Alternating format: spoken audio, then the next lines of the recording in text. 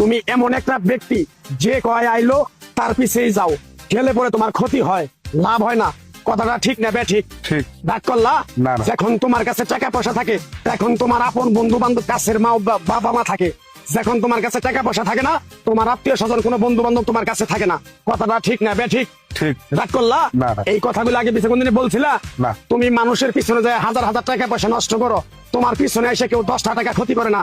কথাটা ঠিক না বে ঠিক? ঠিক, ঠিক। আরেকবার কও বিসমিল্লাহ, বিসমিল্লাহ। আরেকবার কও সুবহানাল্লাহ। সুবহানাল্লাহ। বিশ্বাসে বস্তু মিলে তর্কে বহুদূর।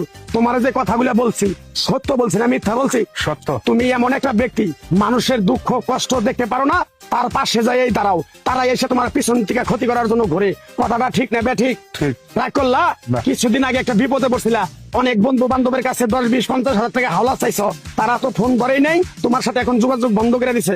কথাটা ঠিক না বে ঠিক? ঠিক, ঠিক। রাগ করলা? না, না। এই তাবিজ গাছ গাছরা দিয়া কারো কাছে টাকা পয়সা নিয়ে খাই না, তোর কাছ থেকে সামান্য কিছু টাকা নিয়ে আমি একসঙ্গে হোটেলে খামু, দিতে পারবি? পারবো। পারবি? পারবো। হাইট লাগবো না, তোর মনটা খুবই বড়। কেউ 50 টাকা চাইলে তোর 5,000 টাকা দিয়ে দেস। কথাটা কি করছি বুঝতে পারছ? জি। আরেকবার কবি বিসমিল্লাহ। বিসমিল্লাহ। বিসমিল্লাহ বলার সাথে সাথে তুই আমারে 500 টাকা দিবি, তোর এক টুকরা গাছ দিয়ে যাবো।